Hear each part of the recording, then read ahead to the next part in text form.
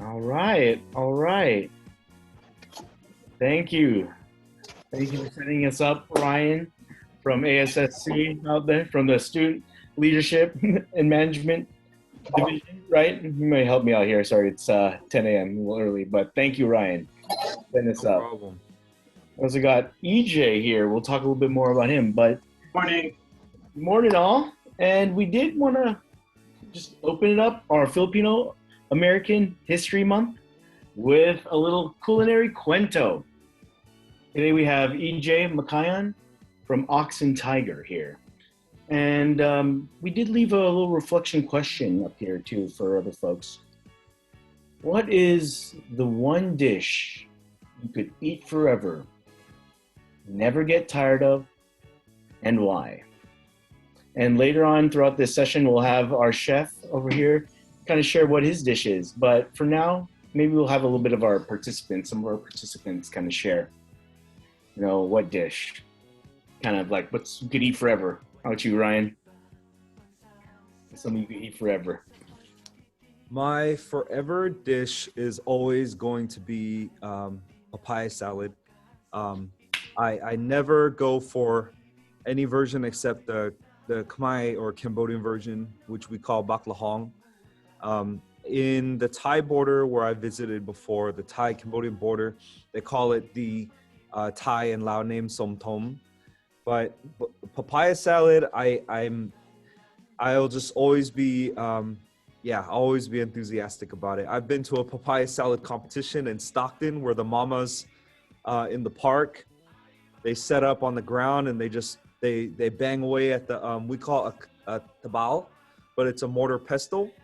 Mm-hmm. And I tried different variations. I love the Lao version. It has different types of fermented fish and shrimp paste. So that's mine, papaya salad. Thank you, Ryan. You know, it's so funny too. I know how you said that. You said papaya salad, but only the one kind of papaya salad. And I love how you kind of mentioned that because it kind of shows like the different layers and complexities to food. Like for me, if you're gonna ask me, well, mine would be a deep fried fritter, right? And the thing is, though, I feel like I've gone to almost every cuisine and they got some kind of deep fried fritter, right? And when I'm talking about like a fritter, sometimes I'm not talking about like an apple fritter, but I'm talking about like vegetables in a batter that's been deep fried, and oftentimes with seafood. And so for me, that's just that's one dish for me that I could just eat forever.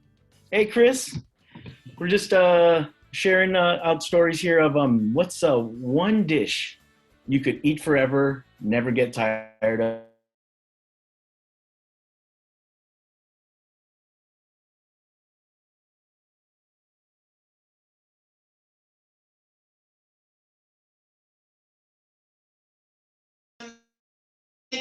Get anymore, but when I was pregnant, my many years ago, we'll just say that, my mother-in-law used to make homemade bao, and they would settle my stomach and be just such a comfort food. And I could eat those forever if she was still around to make them. Thank you, Chris. And I love how you brought up that notion, because I don't know, for me it's like I was very unparticular, but the dish I want could be getting accessible anywhere. And so for me it was like accessibility.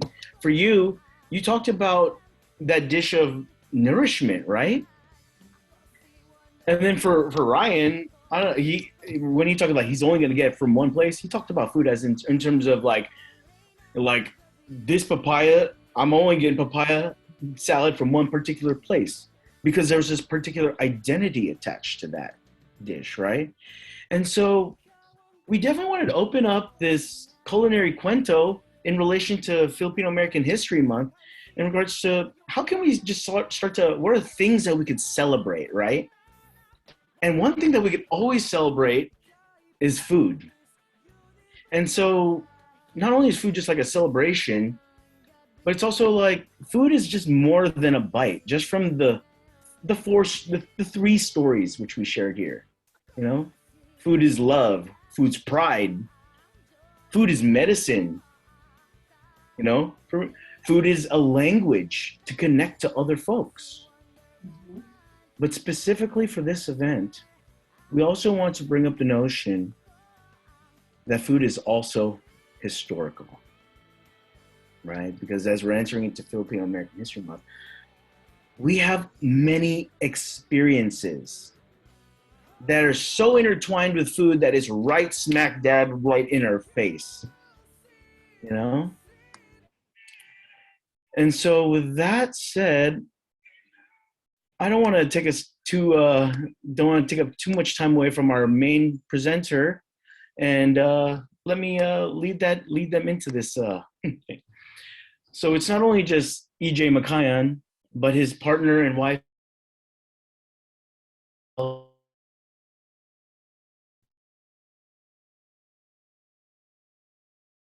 Their intro. It was all a dream until they took the leap of faith. Yum. Created as an idea for friends while living in Chicago, EJ and Naomi grasped onto their passion.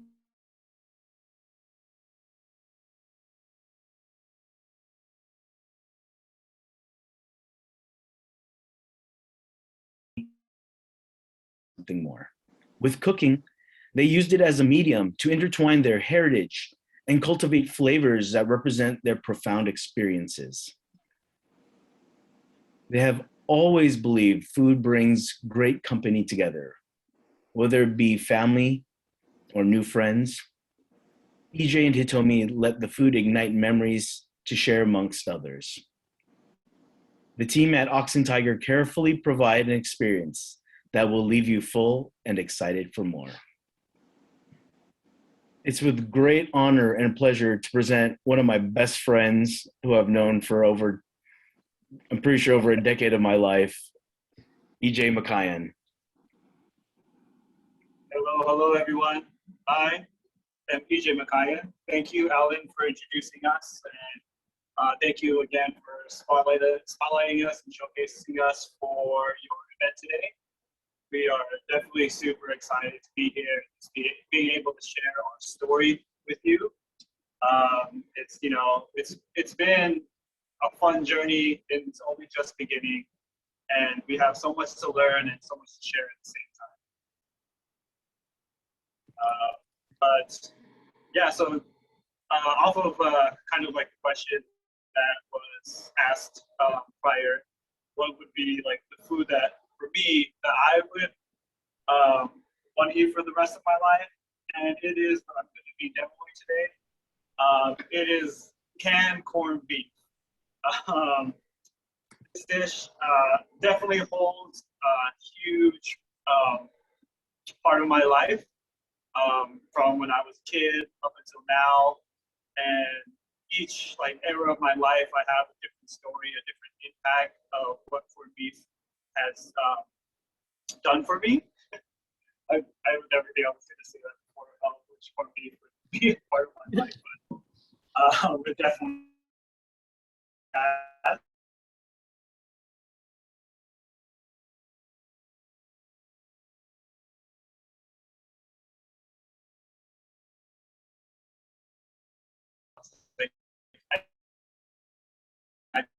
Corned beef dish.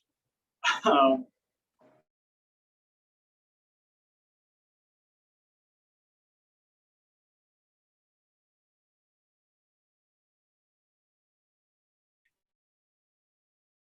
but that's why like amazing to me.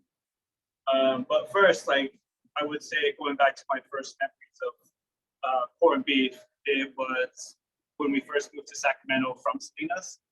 Um, a lot of what we ate was really limited because my mom was always working, my dad was always working, my uncle who was taking care of us, he was on and off of school, so it was like my brother and I all the time. And during the summers, we didn't have a lot to cook for ourselves yet.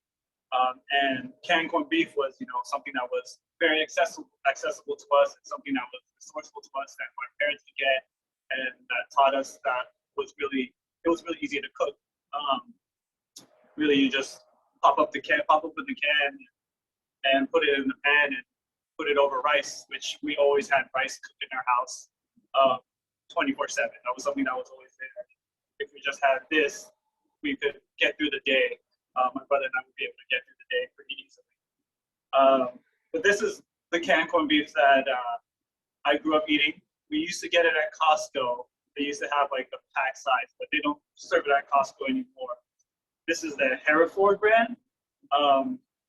But again, like the Philippines, there's so many different kinds, different regions and different ways that people cook their dishes at home. For the same as corned beef, everyone has their favorite canned corned beef. There's this one, there's oxen palm. So that's like the cylinder type canned food or canned corned beef. And everyone has like their own ingredients that they like to put in there. For myself, I love onions, tomatoes, and potatoes.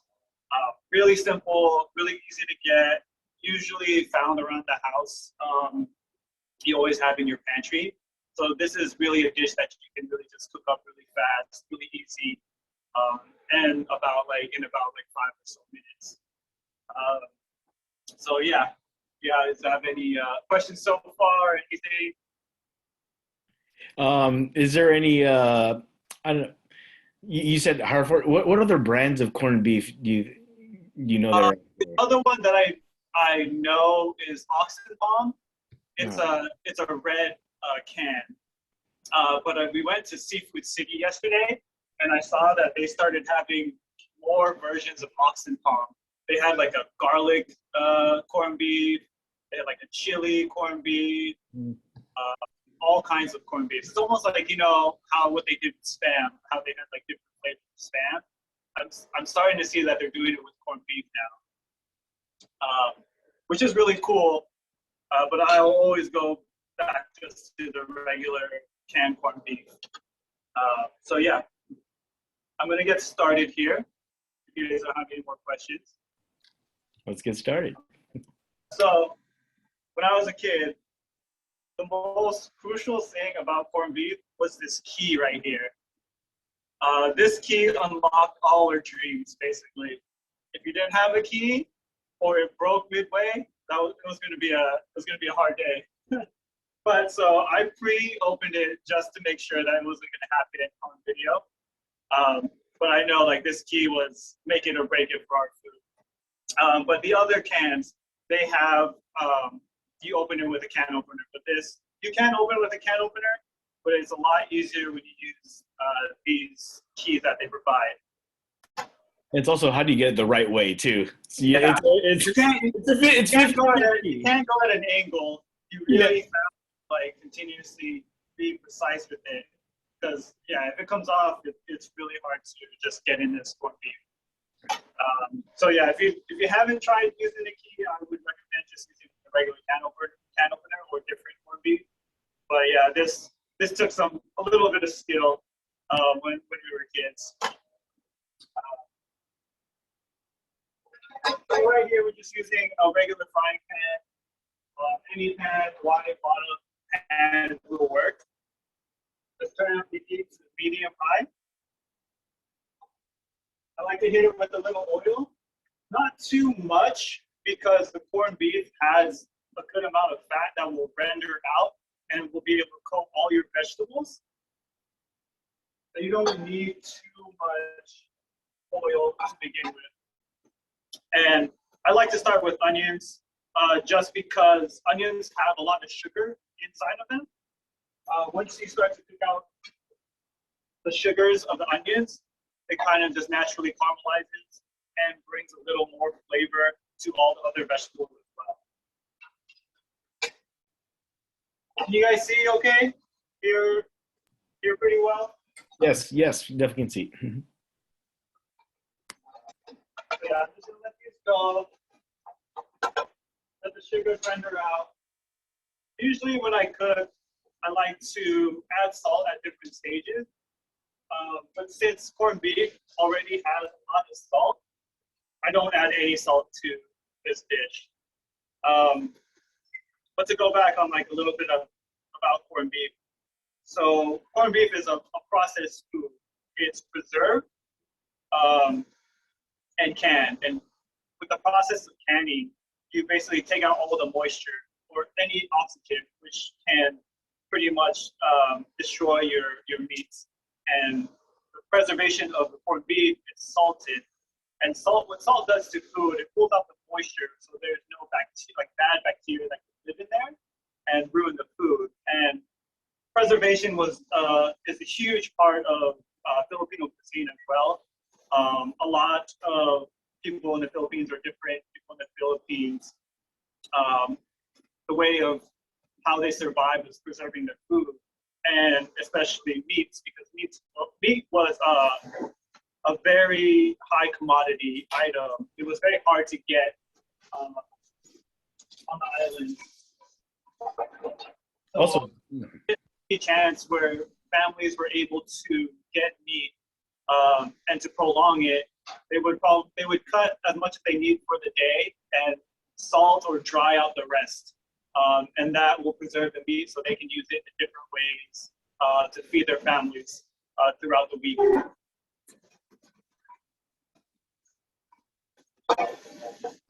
just to add too on that corned beef tip, the type of cows or cattle that they had in the Philippines is generally a lot tougher than the type of cattle that are out, in Japan or even America. And so just with the toughness of just the type of meat they had there, you know, Filipinos at the time liked the soft texture of the corned beef because it's pretty soft. It comes out in a soft texture too, so it kind of gave opportunity to have meat in a different way, just in a different type of texture. Although it might have been saltier. So yeah. Yeah, definitely. So right now I'm gonna add the tomatoes. This adds a really nice acidic, tart flavor and kind of fresh flavor to the corned beef. So I saute the onions for about 2 to 3 minutes. They're getting a little brown, which is good. The sugars, that means they're caramelizing. That's when you can tell one of the sugars being cooked. Then do a little bit with the same with the tomatoes. All vegetables have sugar, and the best way to extract that sugar is really slowly cooking it out. You can also salt them. And that, like I said, that pulls out moisture, that pulls out whatever's inside the ingredient.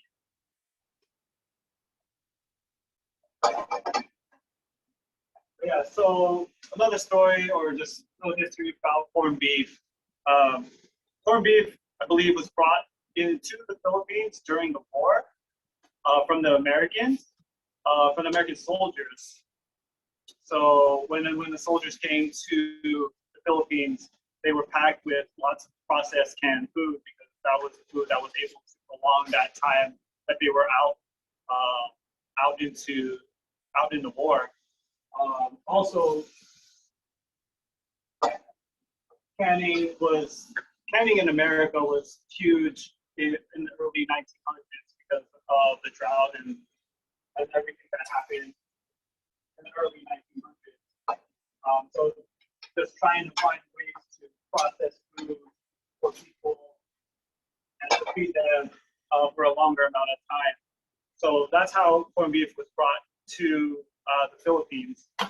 And then, the Philippine palate loved the flavor and how accessible and easy it was to get. Like I said, meat was super expensive in the Philippines. And a lot of people, like in the northern region where my family is from, we ate a lot of vegetables. But beef was very hard to come by. Beef or cattle was usually used to help in the farmlands and help in the agriculture, just farming all the lands and everything. So corned beef, like the flavor of the saltiness, the softness, the texture, and everything was really admirable in that time. And that's why we all kind of flocked to it. It's really easy to eat.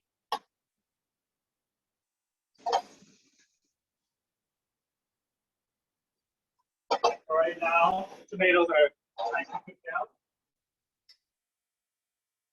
I'm going to add these potatoes. These potatoes, you could use any type of potato. It's been boiled for about 3 minutes to soften up a little bit. But a cool story, what my mom used to do just to get it done faster, she would put these cup potatoes in a bowl with a little water, saran wrap it, and put it in the microwave for like 1 or 2 minutes, and they'd be ready like that. And all she had to do was add it into the pan with the corned beef. So she was really, just trying to create something that was really fast for her because she was always, like I said, she was always working and she needed to feed us. And that was a way for her to, feed us in a timely manner where she had to get back to work. And those are all like the memories that really stuck to me growing up.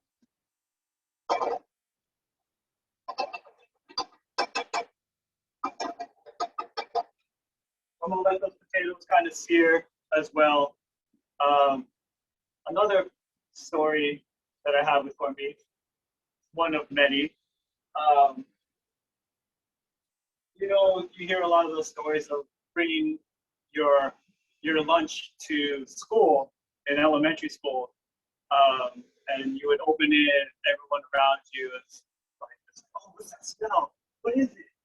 And for me, that food wasn't like another Filipino dish like dinuguan, which is like a pork stew and pig's blood, or any other Filipino dish. Mine was corned beef, and I always remember that moment during lunch where it was in my Ninja Turtles lunch pail. I took it out of the Ziploc, and then took it not the Ziploc, the container, the plastic container, pop off the lid, and instantly like people were like, "What is that smell?" But for me, I was just like, "Yo, this is the best dish in the world." But I was super excited. I didn't really, care about what was happening in that moment. But realizing that was that moment where people were just like, "What is that food?" Alan, have you had that type of experience before? Yeah, no, definitely. I don't know. Like for me personally, it was just like it. I don't know. For me, it's like I had a lot of Filipino food growing up, Yeah. but I remember it more so as that like I don't know. I was happier when my parents brought McDonald's to me than the regular food that I ate at home. Yeah. And so I don't know. For me, in part, it's just like at a young age, we can really learn we can see the power of food and how it shapes our culture and our personality growing up as a human being. Because I feel like, yeah, I mean, when I was a kid, I definitely felt ashamed to bring some Filipino foods to school. But I think it was also too, it's like it was it would also really, I guess, was the people that were around that school at the time, because different schools have different people, I don't know, for me too, yeah, at least when I was a kid too, it's like food was I don't want to say it was like it was very personal in regards to like the notion of othering, like the ugh, ugh. And then that's why I love, at least, you come here and share your stories, because it's like we're turning that into the, hey, come on, you know? And I don't know, that's for me is just like how I kind of understand the power of food. It's just like, as opposed to when you say to something, that kind of represents somebody's like livelihood, you know? Yeah. But if you try to be open, like, hey, why not? I'll try that. That's also kind of a means of language of how can we like get to know other folks. And then, so for me, like when I was a kid, I definitely experienced a lot of othering when it came to food.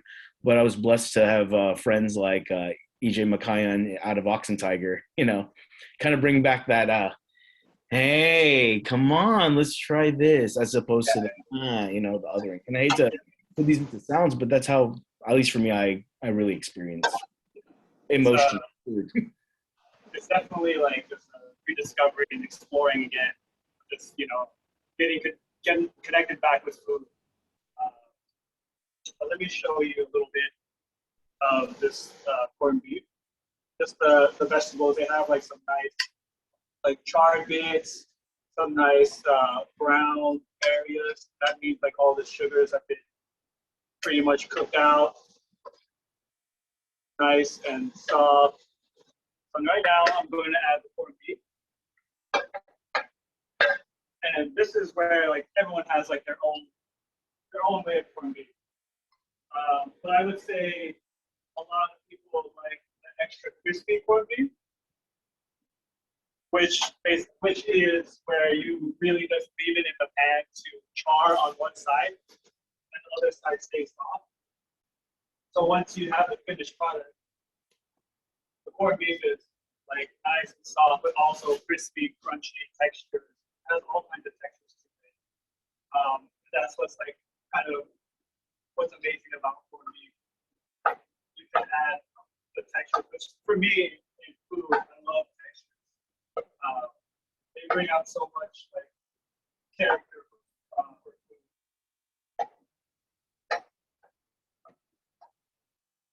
Right now, I'm just breaking down the corned beef. This was also a huge challenge when I was a kid, trying not to break it and also shoot the corned beef out of the pan. It is kind of hard to break down this corned beef without getting it everywhere. It is slippery. But once like you get the heat on it, it starts to break down like the fats in there, and it becomes very soft and more pliable to work with. So the more you spread it out and have that contact surface with heat, the easier it is to move around.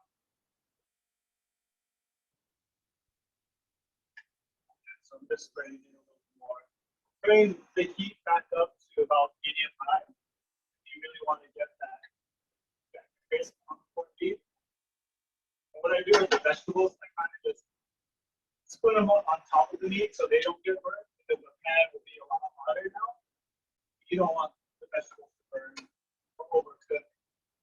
So I just spoon them up right on top.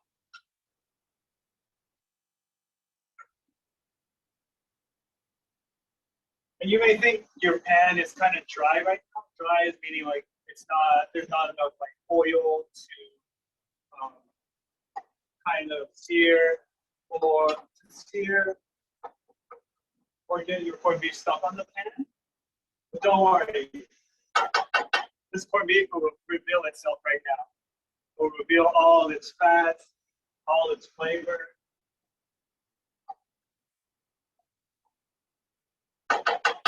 This is the moment like I started to get really excited. I know like, the corned beef is almost ready. Like, now it's just really pliable. The corned beef is really pliable. I like to flatten the whole corned beef around the whole pan. Just because the more surface area touching the food, the easier it is to crisp up anything. And it was crazy. I know that some folks like their corned beef soupy too. Yeah, like I said, there's a lot of different regions, a lot of different countries love their corned beef different ways. Sometimes we usually put egg to make it more like breakfast style food. Sometimes you could scramble the egg right into the corned beef at the end, because it's the last, like, eggs will take really little time to cook. So I would usually scramble it at the end. Or you can just like create little holes in the corned beef and drop the whole egg right into there and just cook it a soft egg. And then at the end, since the corned beef has accumulated so much heat, when you mix it at the end, it'll just be like a soft, runny type of cooked egg. There's never a wrong time to put an egg on anything.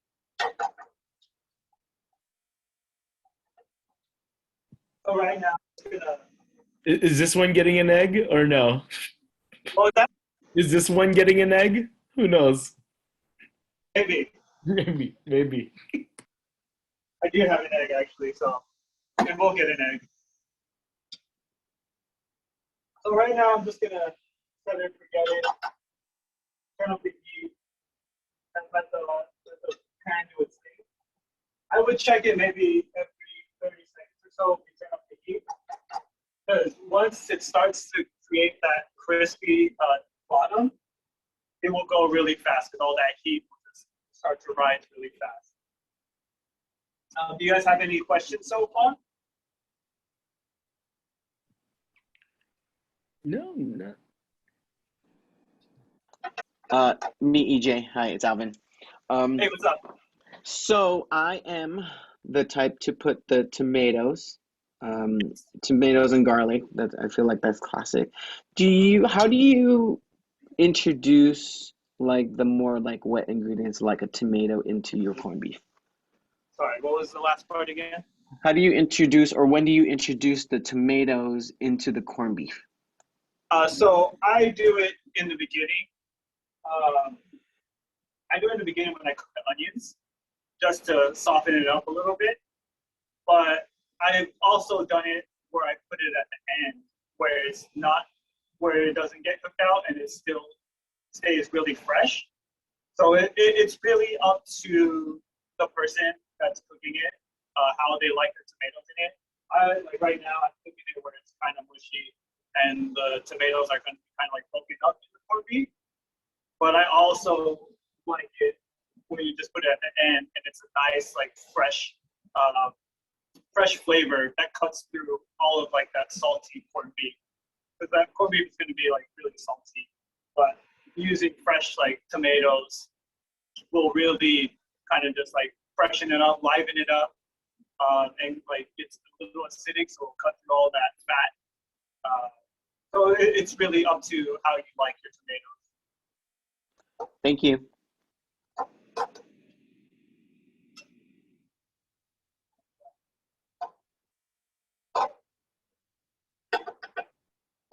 Is there a particular color that you're looking for, when or like to flip it or no?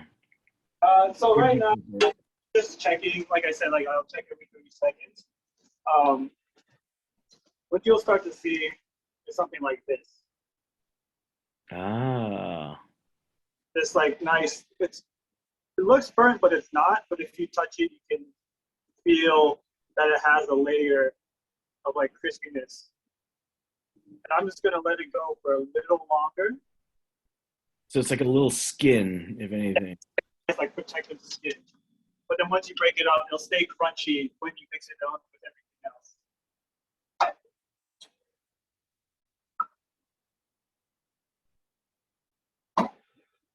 And then once you start to see that skin, that's when I usually will create this hole right in the middle. And that's where I'll drop the egg. Got it. The last thing I'll always put in, because I know it's about to get crispy. Or finish this crispy.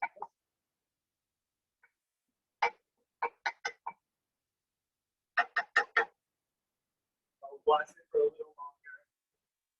And then I like to mix it before I add egg too, just so that it's easier to have different textures in the corned beef before you serve it.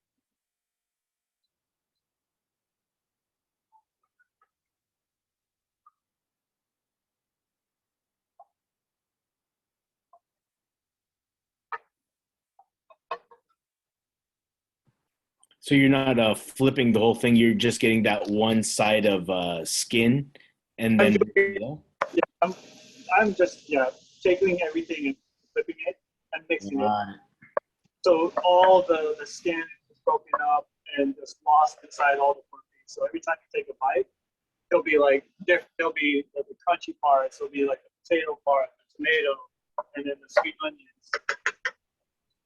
I'm just gonna right there. I'll make that hole. Drop this egg in.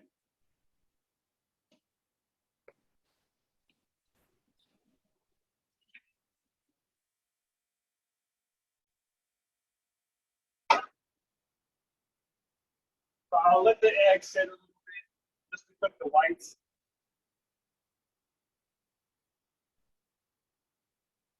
You can also just have a separate pan with the egg and then put the egg on top of the corned beef.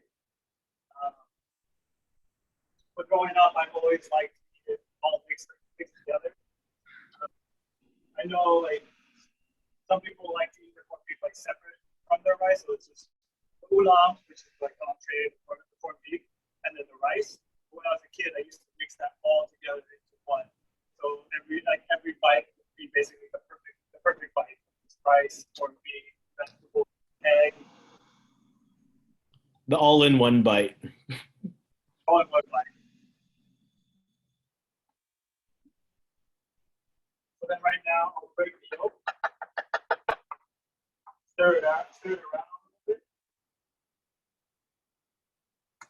As you can see, it's starting to get cooked a little bit.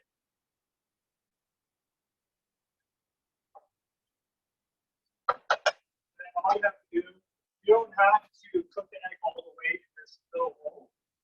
You can start mixing it. The corned beef is hot already. The corned beef will finish off the cooking of the egg.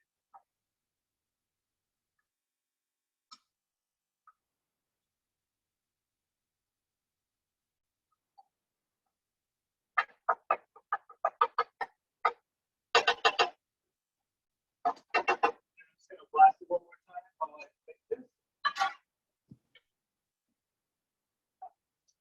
Have our napoy or rice. Oh, rice out of the pot. Wow.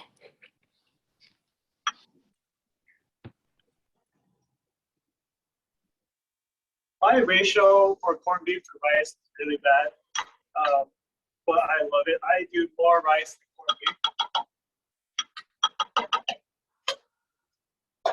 beef. Is it a garnish of corned beef? There's no really garnish. You can put sauce on there. You can use suka, which is Filipino vinegar dip.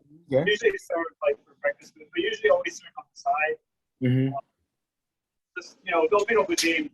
Whenever you have food on any of the food on the table, it's just a different mixture of flavors. You kind of just like pick at each one to create a full palette of flavor. Usually there's vinegar in there, like the acidity. Sometimes there's a side of bagoong, which is fermented shrimp paste or fermented fish paste. Will give you your salt aspect of food.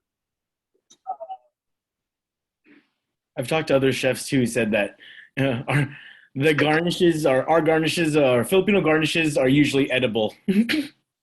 Yeah, they're always edible, and they're dips most of the time too. Usually dips, but just growing up, just knowing that a lot of our food is just a mixture of different flavor profiles, and to make like a complete full like meal, we really just take a little bit of from this part of the meal, this part, and you have a burst of flavor.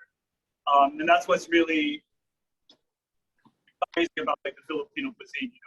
There's so many influences, but there's also so much flavor, and that's why there's a huge movement of just trying to share that with the world right now, and that's what we're really trying to do too, because we find so much like connection with food, and like how much like we enjoy cooking it and eating it, but we also enjoy more of sharing the food, sharing what we love to eat, and hoping like it can make other people just as happy. And this dish smells so good right now. This is our canned corned beef with onions, tomatoes, and eggs and potatoes. Oh, Wow. wish you guys could eat some right now, but I know this will be my breakfast after this. Well, thank you for putting that together. And I know, dang, that's just amazing how I do want to bring up that you and me, like I've been blessed to be able to cook with you for a long time, and just being able to witness you be able to tell stories and histories and herstories of food while doing your thing. That's why I feel like we're blessed to even have you just here, just to kind of embody where that food is definitely more than just a bite that we sell to folks, you know? And so I did also want to ask, I mean, I did want to bring up too, you know, like, because I know we did talk about the corned beef in regards to the history of that, you know, in relation to wars and colonialism. But I did also want to bring up the, you know, how we got to this, you know, because when we were planning this event, right, we kind of got to this, particularly to this dish, thanks to Ryan. Like Ryan was the one who kind of asked you he was the one who Ryan was the one who kind of came up with that reflection question. You know, what is your favorite dish? Yeah.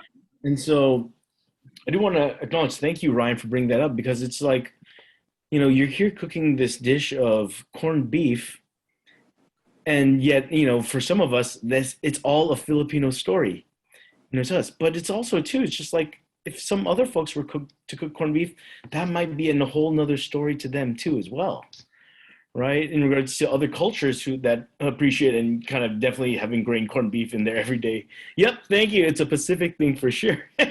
Thank you, Ryan. So I'm just recalculating your words, brother. Not so much an Asian thing. Yep, Pacific thing. Thank you. He goes, yep. His wife is from Tahiti, and it's their thing too, from New Zealand. That's true, yeah. I feel like a lot of corned beef does come from New Zealand, if not Australia too, right? In that region, because I do believe the cattle there's Produce a lot of cattle in those regions. Yeah, so, well, thank you for kind of preparing that. I'm definitely going to try to swing by there in the next 3 hours or so if there's any left. But I did kind of want to just kind of lead into this because I know you've been just sharing a lot more and kind of just want to put you on the spot. Like, what kind of got you into this work? Like, what led you into this culinary journey that you're on? So it kind of started, let's see, almost 10 years ago now. I was really just on the path of trying to figure out really what I wanted to do.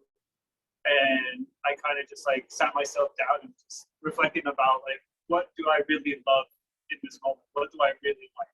Like, I didn't know like any question like, what do you want to do?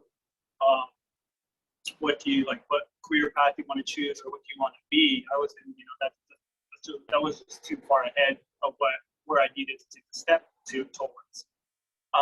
So the question I asked is, what do I love right now? Like, what do I love to do in this moment where I was at that time? And the first thing that came to my head was I love eating.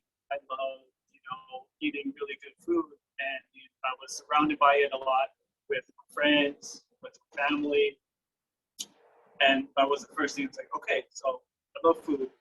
Let's do something with that. And I lived right next to City College, which has a long-running culinary program, which is really well known in San Francisco. And so I admitted myself to that program. It was a 2-year program. I did the culinary side and the restaurant management side. I did both of those programs, which was a full-time thing. And I also worked at the same time. So that really put my foot forward into kind of just getting into the cooking industry. So during that time, I was cooking a lot, just in different restaurants for a few years. But when we moved to Chicago, when my partner had told me she went there for grad school, I went to go work for a Southeast Asian, Macau, Portuguese restaurant. And the chef there, when I went to go interview, he was showing me around the place, and he was telling me all these similarities between like the food that they had and Filipino food. And I was like, you're right. Like there is a lot of similarities because of that Pacific region. There's so many similar types and techniques of food and a lot of influences back and forth from each other. So after cooking there for a couple of years, I was like, I asked another question to myself, like why isn't there a lot of Filipino restaurants doing this, like, you know, just as creative or just that are just as popular as the restaurants I've been working in? You know, going back home, thinking like, yes, there's a lot of traditional restaurants just traditional family restaurants, Filipino restaurants back at home. But I don't remember seeing a lot that were kind of just, a little different, which I grew up, liking to push something that pushed the envelope. And so it's like, okay, what should we do now? Hitomi finished her grad school and she just straight up asked me, what do you want to do? I was like, I want to pursue cooking Filipino food and doing our own thing. And so that kind of brought us here. But how we started Ox and Tiger, which is Filipino and Japanese cuisine, is when we first were living with each other in Chicago. And, we were far from home and we wanted to, do something that was very familiar to us. And what's the best thing than food that would give us the same comfort of being home? So we started cooking our own foods. Like I was cooking a lot of Filipino food. Hitomi was cooking a lot of Japanese food. So we were introducing each other to our cultures, our foods that we grew up with. And then we just, came like kids, what if we kind of just, put that food together or try to create something together, like we worked, so why can't our food work? So that's where it was kind of born, our Ox and Tiger was born. And yeah, so we came back to pursue it here in San Francisco, the Bay Area, because we have a lot more friends and peers in the industry or that were in the restaurant industry, but also doing Filipino food. So, we just surrounded ourselves with those people, and ever since then, they've been our foundation. They've helped us since the beginning to get to where we are right now. And it takes a village to really create and go for something, and we couldn't have done it without our family, our friends, and the community that got us to this point. And that that has always been something that's been so strong, and why we continue to do what we do. So yeah. I'm gonna ask a few more questions too, but do you think you can share who are your biggest influences in regards to the cuisines that you cook? Biggest influence is probably my nana, which is my mom, my grandma. It's my mom on my mom's side. She was the one that was always cooking. Every time I saw her when we were growing up, playing around her house, she was cooking for the whole family. She had 8 kids, and her kids had a bunch of more kids. So that was the house that we always visited or we always stayed at. And so she was, I felt like 24/7 cooking all the time. So a lot of the dishes some of the dishes that we have now are inspired from her, or there are recipes from my grandma herself. So she's been a staple for our family, especially whenever we have our parties. She's always cooking food. And just recently, I've been really just trying to stay connected to the hip when I go visit her, because she's getting a lot older, and I want to be able to be that person to keep those family recipes alive. Because after she's gone, who's gonna cook for the whole family? And I want to be able to learn what she's been cooking, what are everyone's favorite foods. And she's been a vessel of just lots of inspiration and just a lot of connecting back with a part of the history that I didn't really know of growing up, which is what my parents ate, what my aunts and uncles ate, what did they eat growing up in the Philippines, and what did they eat when they came to America? Because it was different when they came out here, because they couldn't source everything they could in the Philippines, what they could get here in America. But the cool thing was, at their home in Salinas, they had their own backyard farm. They had their own chickens. They grew their own produce and everything. And that was something that always stuck to me growing up, is just being able to source your own produce, and that's something that we continue to do. We don't have our own like backyard farm, but we'll go support all the farmers at the farmers markets, because this farming is a whole nother agriculture aspect or cultural aspect that goes hand in hand with food, and that's, you know, that brings so much more light and so much more importance to like our food, because of how it's made, how it's grown, and just seeing that whole process really just fuels us to keep going with our food. Thank you. And any other folks, feel free to jump in with some questions too. We have one from Alvin. What were the challenges doing the collaboration between Filipino and Japanese, since historically there is tension because of the things that happened during World War II? Yeah, that's a really good question. I think the challenges at first was we just, you know, the first thing that comes to mind is like, are there similarities? Just because, you know, the flavor profiles to me at the time, like Filipino flavors were very loud, very abundant, very just, you know, acidic and just like in your face, where the Japanese flavors were really clean and subtle. But when you kind of really look at the countries at itself, they're both islands that are surrounded by water, and have a strong agriculture on their lands. Right? They're very keen on just growing really good produce.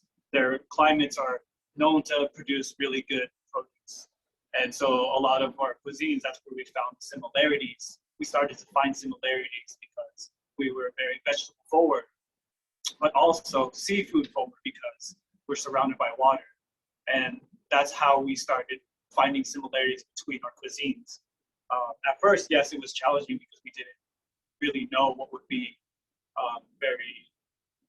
what would work, until we started to, you know, just break it down and figure out, okay, these are, you know, seafood dishes that we like. And we found similar like flavor profiles between the cuisines. For example, we've done this sardine dish. You know, growing up in the Filipino household, we had some red canned pico or canned sardines, and that was another canned food that we had in our pantry that was easy to eat, just put over rice.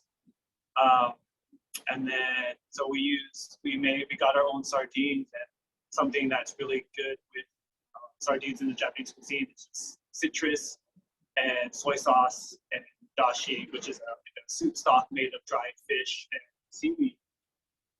And like all those flavors already, it's just, you know, just the ocean and what our cultures are surrounded by. So putting those together, it felt very familiar when we ate it. So we have our like really oily fish, but also like the slightly acidic and like seafood flavor profile from the Japanese flavor. So those were a lot of things we started to kind of like fall onto our lap, and really just started running with that idea of just like breaking down like different parts of like, okay, this is what this region likes, and this is what this region does, and kind of just finding similarities between them. Thank you. I think adding on, maybe kind of adding to Alvin's question, I know we talked about this too before, but do you consider your cuisine to be fusion? I consider it to be more of a collaboration, more than a fusion. I don't think I've used the word fusion so much when we describe our food. I know a collaboration is something where two sides or even more work together to create something that could stand on its own. But like, you know, collaboration, like I think Ryan or Albert told me before, like our Japanese cuisine and Filipino cuisine, they could stand on their own. And then we're just collaborating working with our hands together to really just create something new, but also familiar. And collaboration is also just an upliftment of the whole team working together. It's not you can't just really fuse something and just intertwine it so easily, but if you work together, uplift together, kind of empower each other, and that's what really collaboration means to me, and that's what it means when we kind of really create our dishes. Thank you.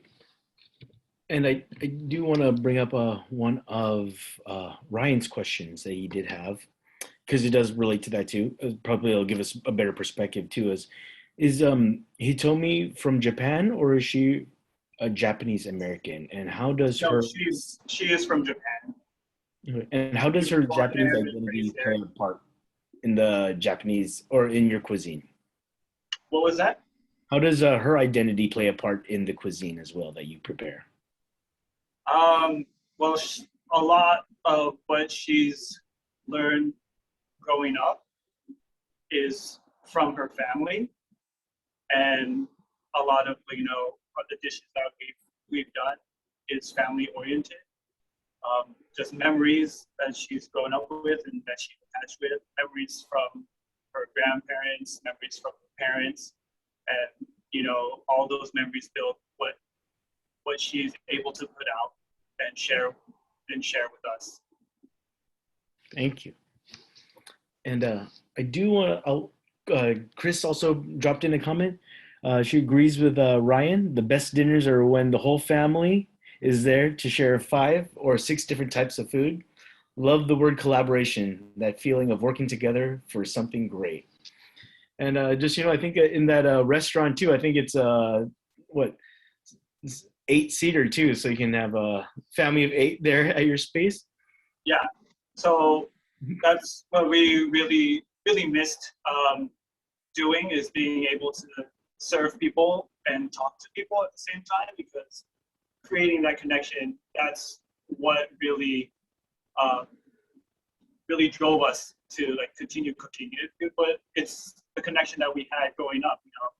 When you're at a family party, being able to share any experience or any stories with them while around food was kind of like our most memorable times.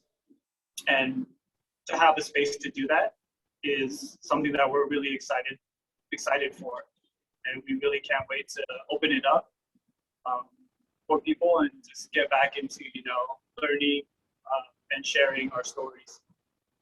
Thank you.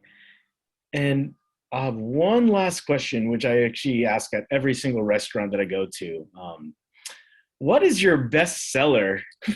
What is your best seller here? And I don't actually ask this follow-up, but how did you kind of come up to develop that dish? So our best seller, I would say, is our signature dish, which is the Bicol Express. We served it at our very, very first dinner. So the Bicol Express is a Filipino dish traditionally done with pork that has been cooked and stewed, braised for a long time in coconut milk. Hailing from the Bicol region, which is known for its spices. Not a lot of regions in the Philippines are known for spices, but the Bicol region is. So we made a coconut sauce with 3 or 4 different chilies: serrano, jalapeno, fresno, and Thai chilies, the little small chilies. And we just cooked that with garlic, onions, and let that kind of just simmer in the coconut milk. But with the pork, what we do is we use tonkatsu. So tonkatsu is a Japanese technique of breading any piece of protein, which here we use pork loin. But with the pork loin, we marinate it in sake and fish sauce for about a day. So after that, it's been all brined and marinated. We coat it and fry it, and then we pour all that coconut sauce all over it. And we serve it with rice, a side of thinly sliced cabbage, which is usually always served with tonkatsu in Japanese cuisine. But also, we give that fish sauce type flavor because usually in the Nicole Express, it usually has bagoong, which is fermented shrimp paste, but we kind of sub it out and use fish sauce. Mm-hmm. Well, thank you. Well, hopefully that gets us hyped to go check out the restaurant that's definitely opened. You want to talk? Before you talk about the restaurant, do you mind answering Alvin's last question here? Filipino Yes. food is getting hella mainstream. As a Filipino chef, how do you feel about that? Is there pressure to represent Filipino food in a particular way? I don't specifically feel any pressure to represent Filipino food in a certain way. I just feel privileged that I'm able to do it. That we have this platform and that we have this community to share them. We recently, Hitomi and I just went to go eat at Apaka this past week, and she asked me, like, how does it feel being able to eat at a Filipino restaurant at this scale in San Francisco, in like one of the most iconic areas of San Francisco.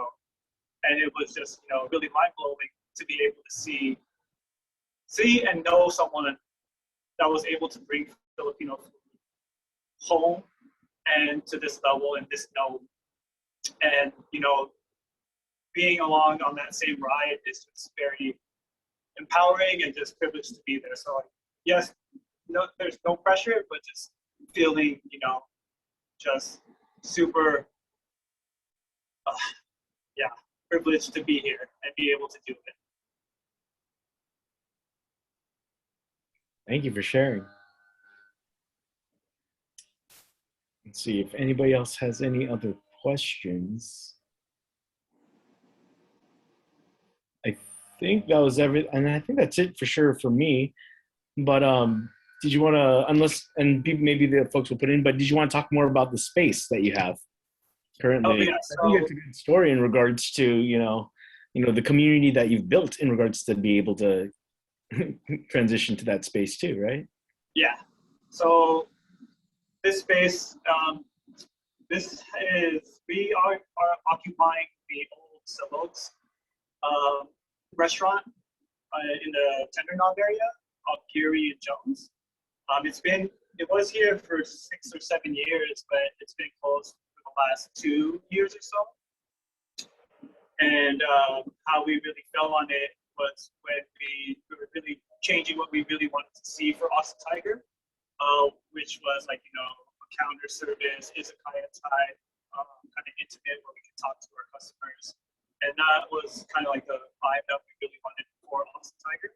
So we started, telling our peers, kind of manifesting it, just, sharing what we wanted. And we were telling our friends at the Ciroc shop our vision.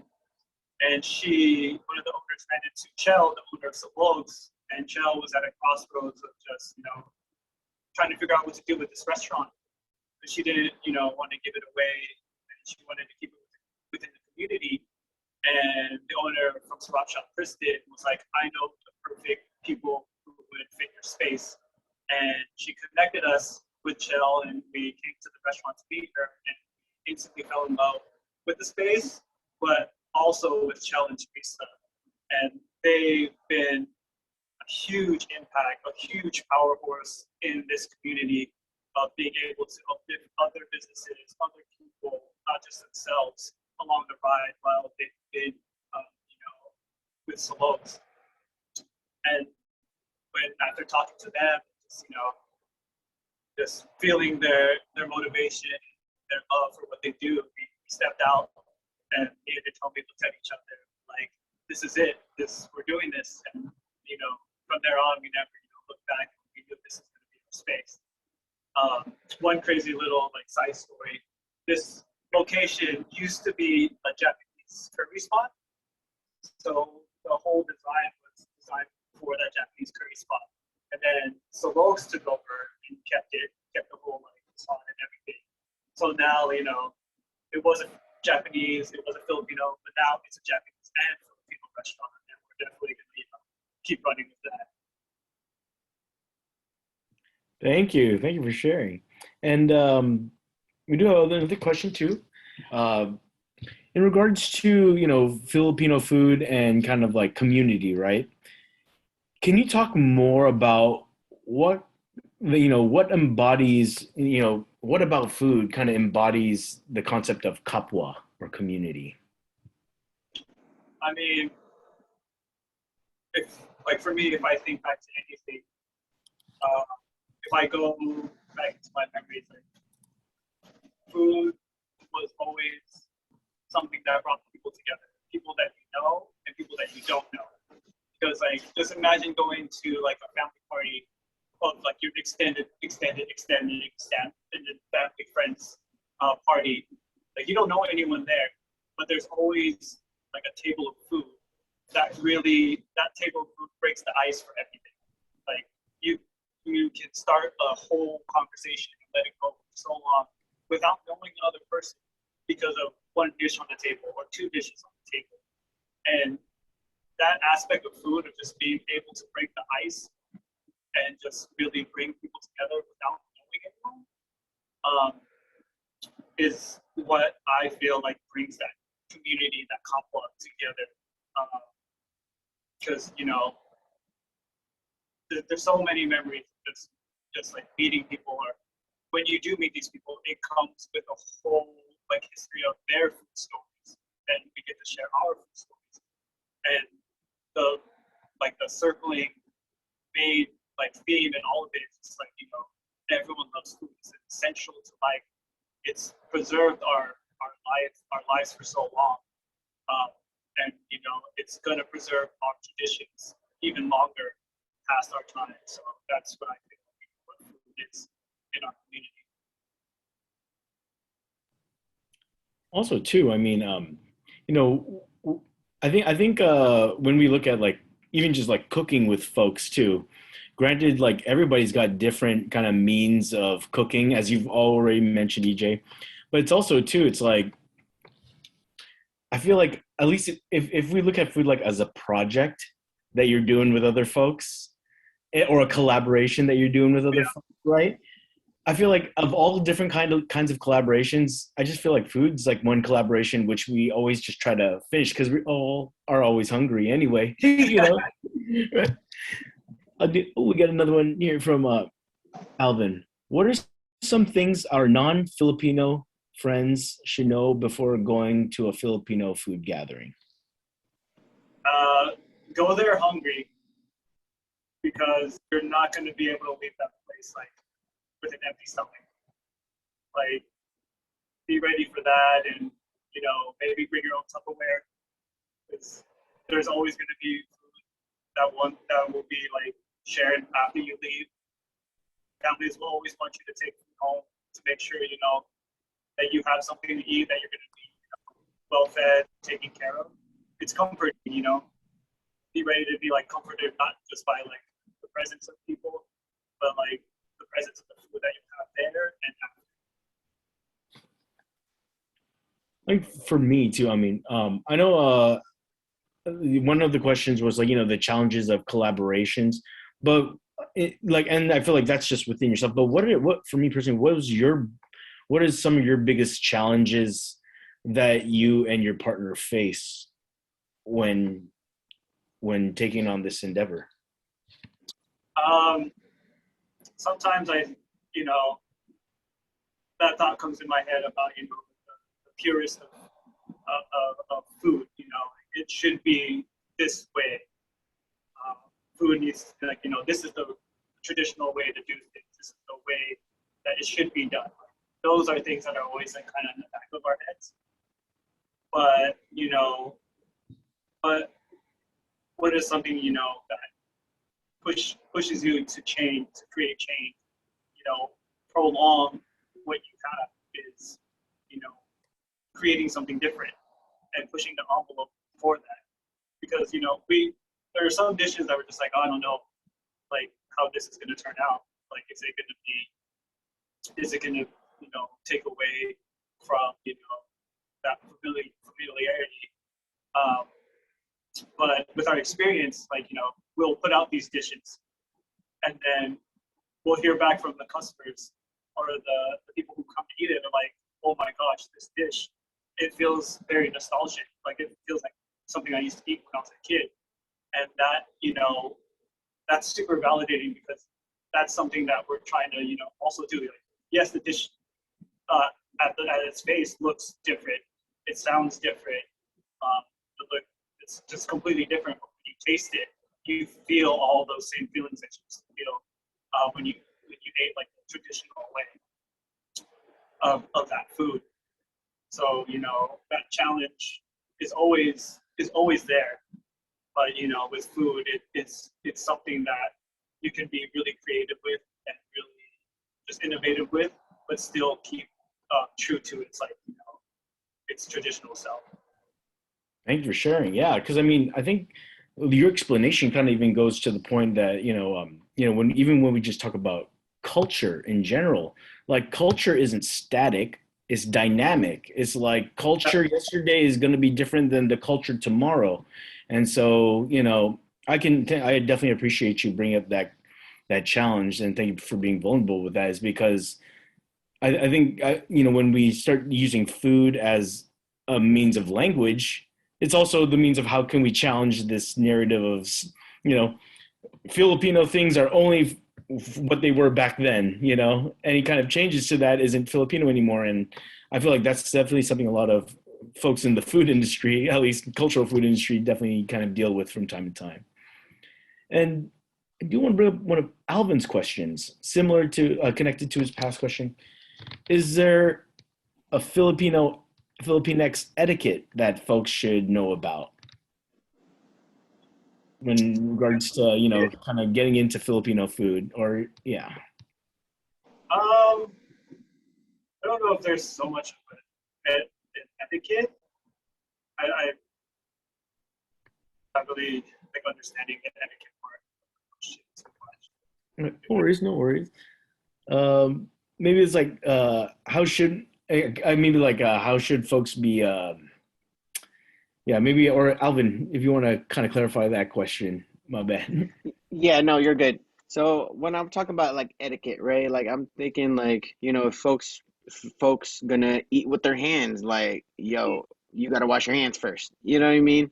Or like, I see a lot of folks doing like Kamayan things, right? And sometimes they don't wash their hands, or they go for a particular place in the Kamayan that may not be you know what I mean? Like something like that, where it's kind of like, is there a way, I guess the better question is there a way for our friends to prepare themselves when they go to do like Filipino gathering stuff?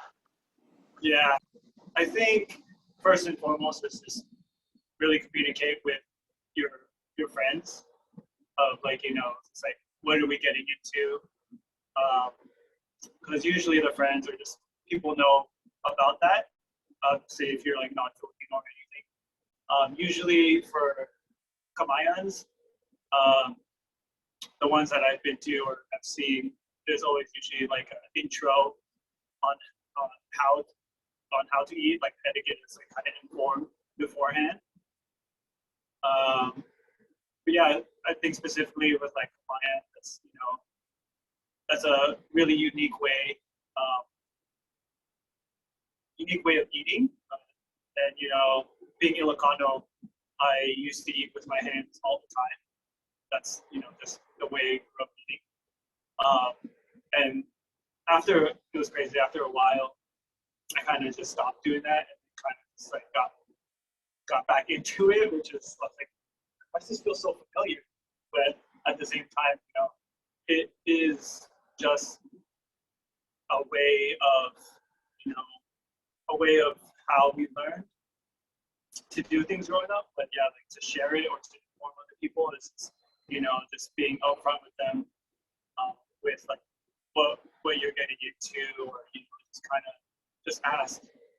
There's really nothing wrong asking. Thank you. So I know we have a lot more extra time too, but definitely just want to open up if we have any other questions here so far.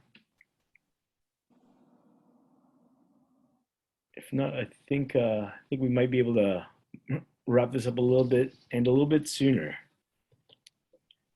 But let's see. Maybe if do you want also EJ, if you want to talk about like at least just details about the space that you just opened up, and also any events that you'll be kind of your upcoming endeavors. Yeah. So let's see. Right now we're on a like soft opening. We are not letting any indoor dining happen at the moment. We are just doing takeout from our pickup window right outside that goes right into the street. That was this pickup window, or this whole restaurant was designed as having like a food truck style in mind.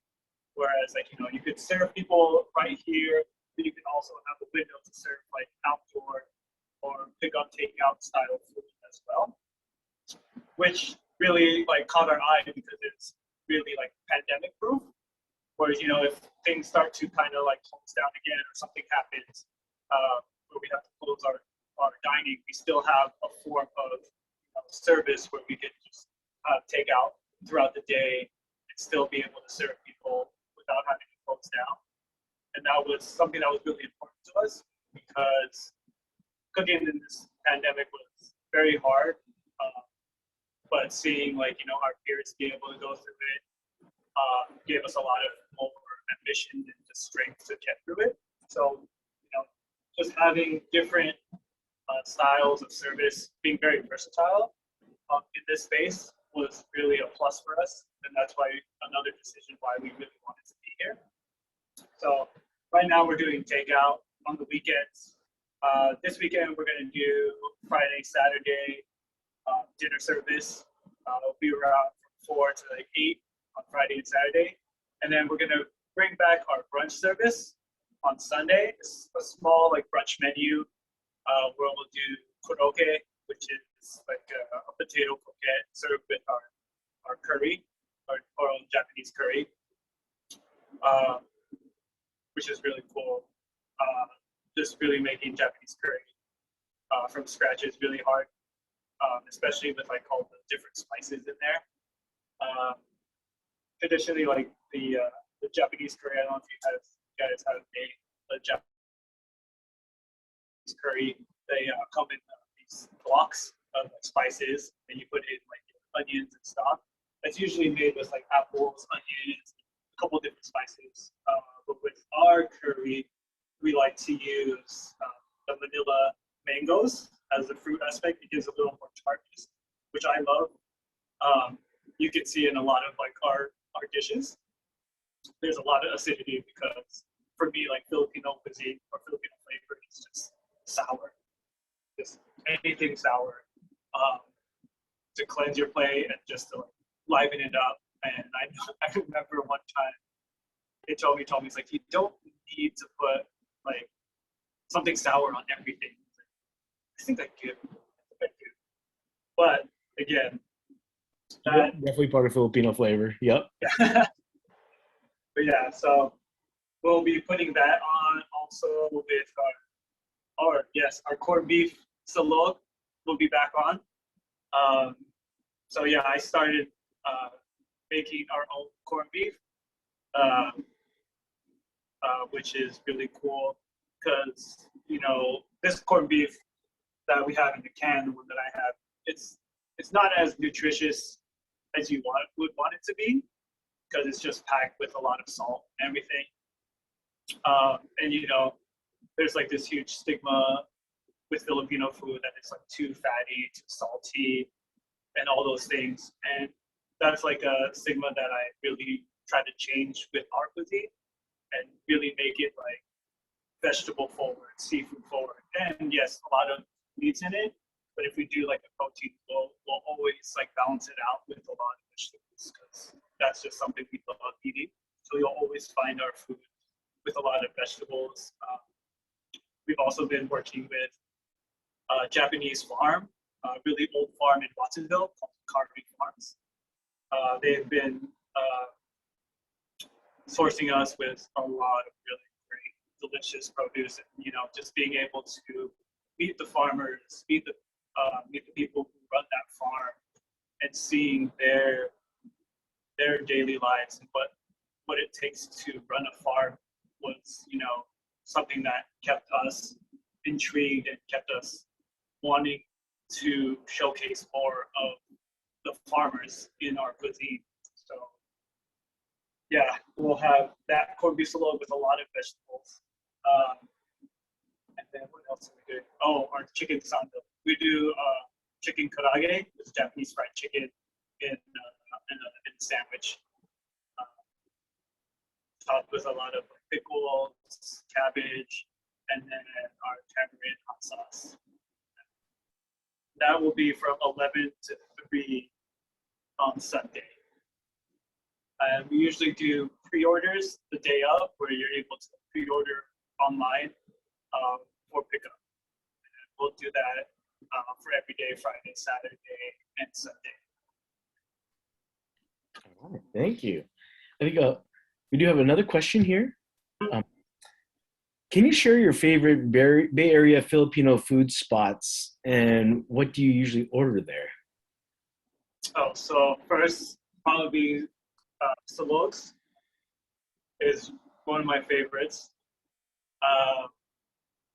I usually always just get a sisig, but the chicken sisig, or any of the sisigs at Salogs is really good. If I would rank them, so there's 3. There's the pork salog, the bang salog, and the chicken salog. What would it be? I would say the chicken one, the fish, and the pork. That's what I would go for in the sisig salogs at Salogs. Another place is, I think it's called Iva. But Yeah, I love. yeah. In South City, off the strip of El Camino, there's a huge Filipino restaurant community there. Like, you just go up and down El Camino, and any of those Filipino restaurants, where I think Patio's out there too. Yeah, Patio Filipino. Patio's out there too. But yeah, I'll always just get if they have pinakbet, which is a very vegetable forward Ilocano dish. Probably like my top 3 favorite dishes for me. And pinakbet is like any like seasonal vegetable, usually okra, long beans, eggplant, and then a lot of people don't like it, but it's ampalaya, which is bitter melon. But yeah, it's just a stew of all those vegetables, and all those vegetables like cooking slowly together create like this really distinct flavor. And yeah, that's just something I always ate growing up. But yeah, just anywhere on El Camino too. Max is still there too. Which one? Max's? Yeah, I think Max is still there. Yeah. Yeah, so I think Max's is the chicken. Is that the Yeah, chicken? yeah. So they have really good, just like half chicken, roasted chicken. It's really traditional. And it's originally from the Philippines too. Yeah, that chain. So that whole area is just filled with like my favorite Filipino restaurants. There are a lot also in the East Bay, but I haven't been to any. Do you know of any in the East Bay, Alan? Yeah, I have been to I just, to be honest, I think what's kind of, I don't want to say it's weird, but I think what I did notice is like a lot of restaurants in the East Bay use like Tagalog language in the name of the restaurant. Mm-hmm. And not to say that a lot of restaurants in SF area don't, but you see, just I guess from some like Isla or you use patio Filipino. It's like it's like I wouldn't say there's definitely a lot more English names. So it's like it's harder to it is for me really hard to find the restaurants out there, but they definitely do exist and they are definitely very good. I think also too, Alvin did drop down one question too that kind of relates to the other dishes that you were bringing up. Is there a particular dish that you think people should know more about? Is What there was that? is there a particular dish that you think people should know more about or try? Filipino dish. Big for Filipino dish, I would think dinuguan. Mm. Dinuguan, I think we were kind of conditioned to, be scared of it growing up, because they would say it's chocolate. They call it chocolate meat. But like we're like, oh, cool, chocolate meat. But when you really kind of just find out what it is, it's or when you see it being made, you just see like this big blood being poured into the pot, and it starts coagulating and creates a thickness. But that dish is really kind of just really using everything that you have and around you, from the parts of the pig to using the blood to using just anything about that pig, you want to try to use as much as whatever product you're using with little waste. And dinuguan is kind of a dish like that. But like, yes, it sounds really like kind of just like, oh, what is that? But when you really taste it, it has that full Filipino flavor. Acidity, has richness, but it's also light too. It sounds really like heavy, but it's really light. Usually served with like a rice cake or even just rice. So I feel like dinuguan is something that I feel has been kind of like something like a lot of people don't want to do, but it is a dish that has so much resources and so much like story behind it. Yeah, thank you. No, you even definitely brought up the portion of like, I know Alvin asked with organ meat or nah, but I think you did allude to that. It's typically made out of that because it's like at that time when it was, it was what was left over. Yep. Like during the war, I mean, like there were soldiers there who, American soldiers who got the better parts of the pigs and the leftover meat was left for, Filipinos to then create something. So thank you for bringing that up. Chris Wu has a specific question. Can you explain more about the regional differences, influences on Filipino food? Let's see. I can explain some. There's so many like regions in the Philippines that I can't really explain all of them. But for me, I would start with the northern part of the islands, which is where my family is from, and both sides of my mom and dad's side, a lot of them were farmers. A lot of them produced or worked on a lot of the farmlands, especially when I visited the Philippines when I was younger. We went back to their houses and all their backyards, just like rows of plants, rows of rice land, terraces, and things like that. So a lot of the northern part of the Philippines is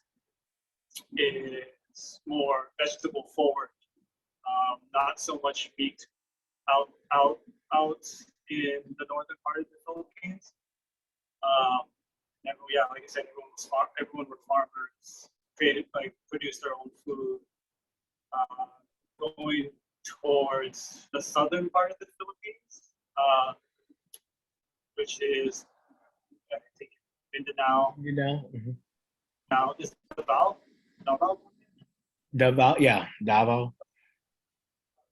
We down So in Davao area is a little closer towards like the other Southeast Asian countries.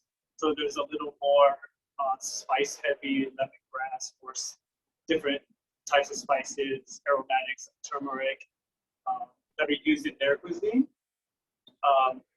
And a lot of it is like usually the trade between those parts of the island, people moving back and forth from that part of the Pacific. So their foods are a little more heavier on that side. And then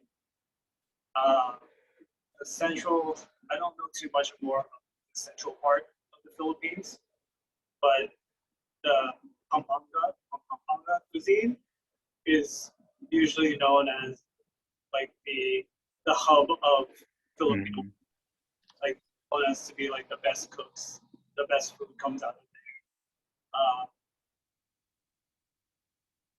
But yeah, that's where I can say the regions of the Philippines. If I could add to just a little bit too, when you were talking about the southern region of the Philippines in Mindanao, I think what's kind of key also is it's there's a big, if not predominantly Muslim community down in that. Yep, as Alvin dropped down too. And so thinking about the type of cuisines that certain folks eat with certain religions, that does play an impact too in the cuisine, the Philippine cuisine. So because like when I was down there and I was like, this definitely doesn't seem Filipino. Yep, there's definitely Indonesian influences there too. Yep, you're right, Chris. So I don't know, that just for me, that just kind of your question definitely just kind of put another layer too of just like, not only is our food impacted by, the landscape, but it's also impacted by the cultural landscape that, they're in. So close to, especially being really close to Indonesia too. Can I add, Alan? Is that Yes, cool? yes. Also to like Chris's question is like, you also got to take in consideration of like access points, right? Because historically, a lot of our neighbors, we traded a hell of things with them, from culture to spices to even language, because a lot of people don't even know that maybe a third or maybe half of Tagalog is Sanskrit, right? Because if you took a like mahal, for us means love, and when you look at like India, the Taj Mahal, right? And I think in the center where I'm from in like the Visayas region, I've noticed that we eat a lot of fish, right? A lot of fish, a lot of like coconut leaves, a lot of lemongrass, because that is what's accessible to us versus folks like up above. And in the mountain regions, they do a lot of roots because they don't necessarily have the access to like the fresh fish as we do, right? So like it's interesting when we like really think about Filipino food, because I think to the U.S. folks, they think of Filipino as just one thing versus like, yo, we are like 5,000 islands with literally our own. It's not even our own dialect. It's literally our own language and our own like Filipino cultural foodways, right? Because if you ask a Filipino person, yo, how do you make your adobo? Depending on the region, like it's totally different, right? Like when I was when the homie Dr. Don Mabalan was talking about adobo, she really told me that like in our region, because we're from the same island, we didn't use soy sauce. We used annatto seeds, annatto, grounded up annatto with our vinegar, because usually, right, like people do adobo with soy sauce and vinegar. That's the main thing. But in our region, soy sauce is hella expensive.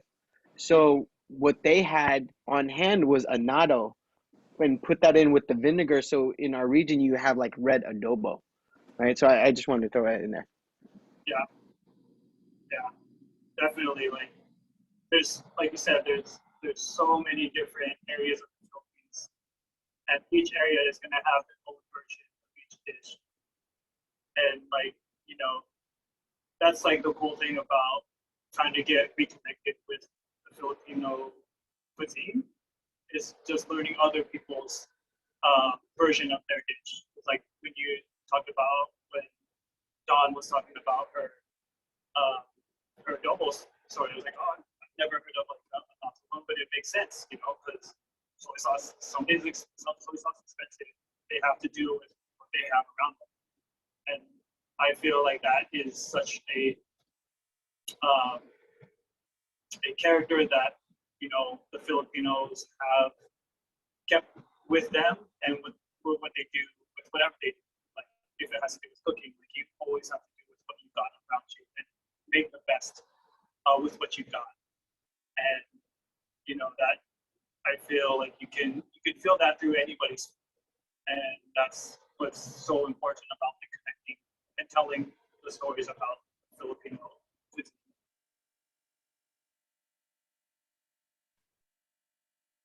Thank you, EJ. And thank you, Hitomi, too. I see her in the background. I think, I know, I'm not sure if we'll have any more questions, and I do know we have till 2, but I just want to. Sorry, Alan, I got one more question. Yes, Is that no, okay? dude, no, I've throw been it in asking there. hella Yeah, questions. throw it in there.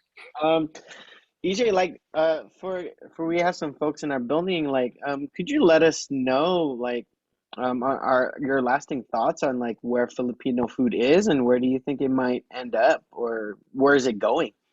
I definitely feel Filipino food has a long way to go. Like there's a lot of potential for it to grow as like a globally known like cuisine, where you know like just like how Italian food, anything like any of those types of cuisine, like, Filipino food is going to be like that one day. And like I told the story before about of you know sitting in a restaurant in Fisherman's Wharf, like where everyone knows like where Fisherman's Wharf is in San Francisco. Like yes, like I always thought like you know Francis he was gonna have a restaurant somewhere in the Filipino like community, but just thinking you know having a Filipino restaurant in the most iconic area of San Francisco is such it's so uplifting because he's carrying us with him.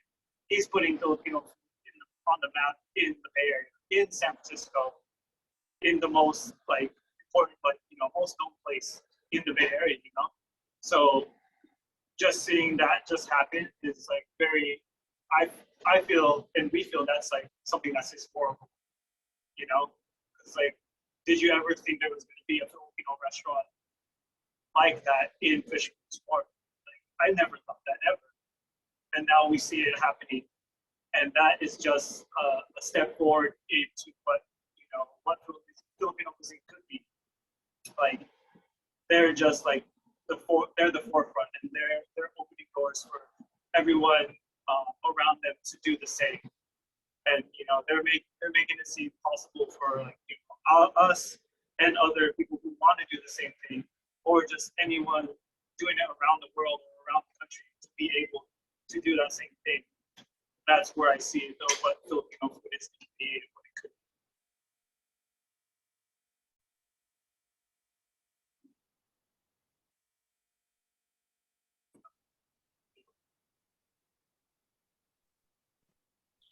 All right. Thank you. And thank you again. Thanks for all these questions. Thank you everybody for the questions. And also thank you, EJ, too, for just flowing with the answers too. I think that's why, you know, it's a blessing to have you here as well as even Alvin here too.